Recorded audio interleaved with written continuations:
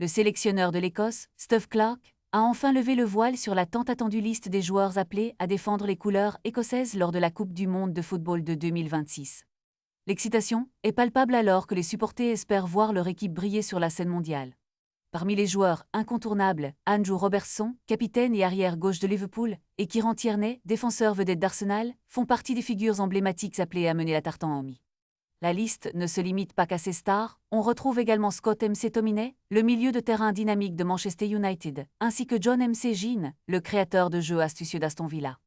Ryan Christie et Lewis Ferguson ont également été convoqués, témoignant de la profondeur de l'effectif écossais. Cependant, une absence suscite des interrogations. Harvey Barnes, l'ailier anglais, ne figure pas sur cette liste, malgré des rumeurs persistantes concernant un éventuel changement de nationalité. La question demeure, l'Écosse a-t-elle raté une occasion de renforcer son équipe avec ce talent? En plus de ses choix, l'Écosse se retrouve dans le groupe C, un groupe qui s'annonce difficile avec des adversaires de taille comme Haïti, le Maroc. Le Brésil, les Écossais devront se surpasser pour espérer passer les phases de groupe. Avec une équipe qui mélange expérience et jeunesse, les fans espèrent que cette Coupe du Monde sera celle où l'Écosse pourra enfin briller. La Tartan-Army, connue pour son soutien indéfectible, sera sans aucun doute présente pour encourager son équipe. Les joueurs doivent maintenant se préparer intensément pour relever ce défi monumental.